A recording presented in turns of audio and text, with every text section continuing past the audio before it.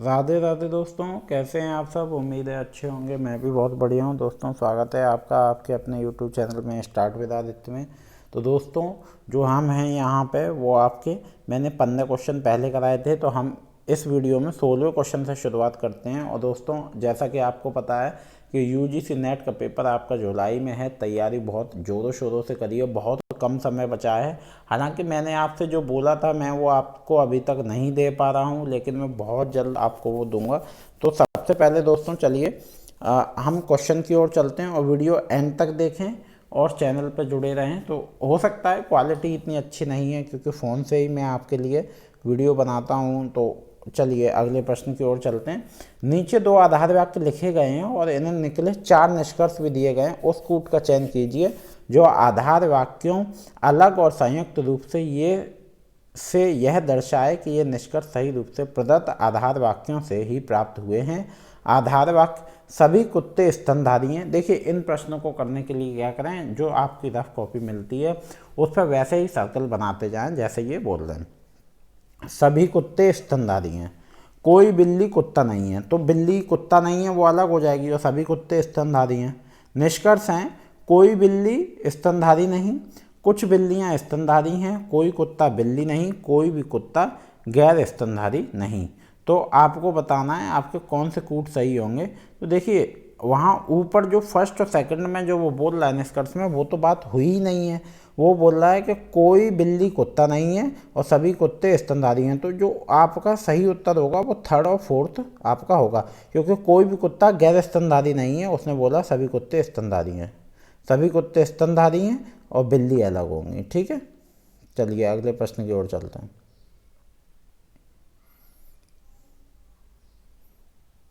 जो अगला प्रश्न है दोस्तों आपका, वो है नीचे एक रेखा चित्र दिया जा रहा है जिसमें 3 व्रत हैं, ए, बी और सी, जो कि परस्पर संबंध हैं। व्रत ए भारतीयों के किसी गर्व का प्रतिनिधि है, बी व्रत वैज्ञानिकों का प्रतिनिधि है और व्रत सी राजनीतिज्ञों का प्रतिनिधित्व करता है।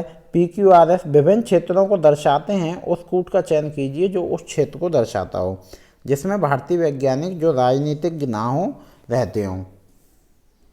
देखिए, तो यहाँ पे इन्होंने ए सी बी 3 डायग्राम बनाए, पी क्यू आर एस उसमें अंदर हैं। तो कूट केवल क्यू और एस, केवल एस, केवल एस और आर, केवल पी क्यू और एस। तो सबसे पहले तो आप क्या करो, क्वेश्चन को पढ़ो कि वो पूछ क्या रहा है, तभी उसको देख पाएगा। ठीक है, तो आपका क्या है, बी जो है केवल एस आपका सही उत्तर है। चलिए, अब यहाँ पे आपकी तालिका आ गई है। इसके 5 प्रश्न होंगे टेबल के। ठीक है, और इन 5 प्रश्नों को हमें करना है। और तालिका का क्या है, जो पूछा जाए बस वही देखो और वहाँ वैल्यू रख दो और आपको वो इक्वेशन को सॉल्व करना होता है। अगर हमने सही से सॉल्व कर दिया, कैलकुलेशन ठीक रही, तो हमारा सही आंसर आता है। और अगर हमने टेबल से देख के उसकी वैल्यू संख्या को सही रखा है तो, और कैलकुलेशन सही है, तो आंसर ठीक आता है। अगर हमने संख्या गलत रख दी या हम समझ नहीं पाए, मोस्टली क्या होता है, सबसे ज़्यादा ये होता है कि हमें समझने में दिक्कत हो जाती है। ज़्यादातर लोगों के साथ यही होता है, वहीं पे हमारा आंसर नहीं निकलता है और क्वेश्चन हमारा गलत हो जाता है। तो अब तालिका देखते हैं। चलिए, प्रश्न संख्या 18 से 22 तक है।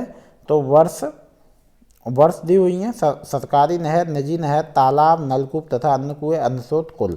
ठीक है, टोटल ये लास्ट में। चलिए पहले प्रश्न की ओर चलते हैं।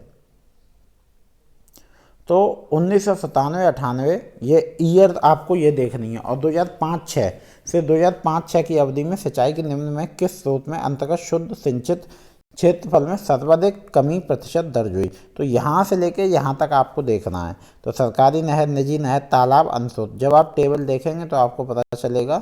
तो वैल्यू देख के आप बता सकते हैं किसमें, तालाब। ठीक है, सरकारी नहर, निजी नहर, इन्होंने सबका निकाला है परसेंटेज में। तो ये आपका आ गया, तालाब जो है वो आपका सही उत्तर है। चलिए अगले प्रश्न की ओर चलते हैं।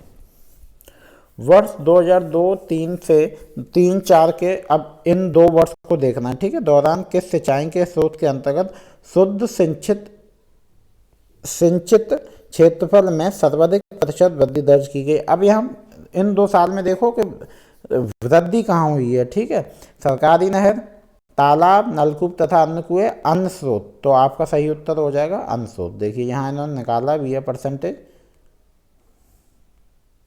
चलिए अगले प्रश्न की ओर चलते हैं। किस वर्ष तालाब द्वारा शुद्ध सिंचाई में सर्वाधिक वृद्धि दर प्राप्त की गई? 98, 99, 2000 से 2001, 2003, 4, 2005, 6। तो आपका जो सही उत्तर है वो है डी 2005 और 6। चलिए अगले प्रश्न की ओर चलते हैं। तालिका में दिए वर्षों एवं समंकों को देखकर बताइए कि सिंचाई के किस स्रोत द्वारा सर्वाधिक बार शुद्ध सिंचित क्षेत्रफल में ऋणात्मक वृद्धि दर्ज की गई है? सरकारी नहर, निजी नहर, नलकूप तथा अन्य कुएं, अन्य स्रोत। तो ए जो है वो आपका सही उत्तर है, ए आपका हो जाएगा सरकारी नहर। चलिए अगले प्रश्न की ओर चलते हैं। निम्न में से किस वर्ष कुल शब्द सिंचित क्षेत्रफल में नलकूप तथा अन्य कुएं का हिस्सा सर्वाधिक था? 98, 99, 2001 और 2001, 2, 3 और 2004, 5। तो सी है आपका 2002, 2003। देखिए यहाँ पे ये सब का निकालते हैं परसेंटेज, तो जो ईयर का ज़्यादा निकल आता है या कम पूछ रहे हैं बस वो हम आंसर लिख देते हैं। FTP एक संक्षिप्त रूप से क्या भाव है? फाइल स्थानांतरण प्रोटोकॉल। तो यही आपका सही है, फाइल स्थानांतरण protocol, FTP, file transfer protocol, English में इसको ये कहते हैं। ठीक है, चलिए अगले प्रश्न की ओर चलते हैं। ये कंप्यूटर के प्रश्न आपके शुरू हो गए हैं। निम्नलिखित में से कौन सा फाइल प्रकार का की छाया बिंदु रेखन नहीं? PNG, GIF, BMP और GUI। तो डी जो है वो आपका सही उत्तर है, वो है GUI। तो नहीं है, बिंदु रेखन नहीं है, तो GUI नहीं है। PNG, GIF और BMP आपके तीनों हैं। ठीक है, GUI की फुल फॉर्म होती है ग्राफिकल यूजर इंटरफेस और CUI command line user interface. ठीक है दोस्तों, चलिए अगले प्रश्न की ओर चलते हैं। प्रथम वेब ब्राउज़र है internet explorer, Netscape, world wide web और फायरफॉक्स। तो आपका प्रथम वेब ब्राउज़र जो है वो दोस्तों है www वर्ल्ड वाइड वेब। ये आपने बहुत छोटी क्लास में भी पढ़ा होगा, आपका जब कंप्यूटर इंट्रोड्यूस होता है तो ये सारे प्रश्न आते हैं। चलिए अगले प्रश्न की ओर चलते हैं। जब कंप्यूटर बूटिंग कर रहा हो तो मेमोरी में BIOS किसके द्वारा लोड किया जा रहा होता है? रैम, रोम, CD रोम और TCP। तो बी जो है वो आपका सही उत्तर है, बी है रोम।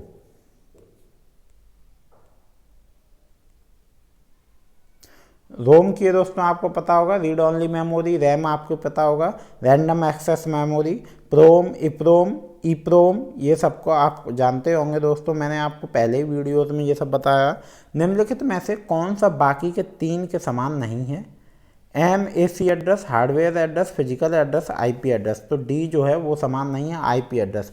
MAC एड्रेस, हार्डवेयर एड्रेस और फिजिकल एड्रेस। ठीक है, जो IP एड्रेस होता है वो आपका इंटरनेट प्रोटोकॉल होता है। ऐसा प्रोटोकॉल है जिसके द्वारा डाटा इंटरनेट पर एक डिवाइस के दूसरे डिवाइस पर पैकेट्स के रूप में भेजा जाता है।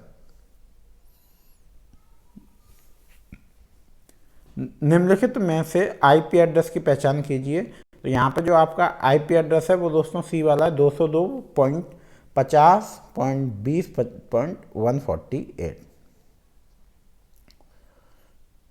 चलिए अगला प्रश्न है, IP एड्रेस में हमेशा नंबरों के 4 ब्लॉक होते हैं जो पीरियड के द्वारा अलग अलग होते हैं। ठीक है, प्रत्येक ब्लॉक में 0 से 255 तक की संभावित रेंज होती है, जिसका अर्थ है प्रत्येक ब्लॉक में 256 संभावित वैल्यू हो सकती है।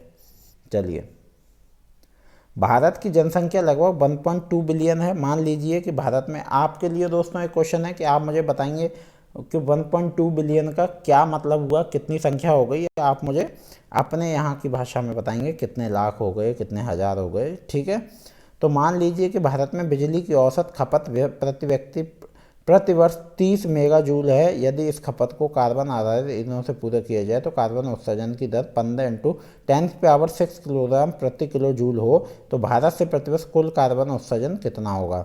तो आपको बताना है। तो यहाँ देखिए, यहाँ इन्होंने इसका उत्तर नहीं दिया है क्योंकि जो ऑप्शन में है वो जो उत्तर आ रहा है उससे नहीं मिलता है। ठीक है, प्रतिवर्ष कार्बन उत्सर्जन इतना होगा 2400 मिलियन मैट्रिक टन।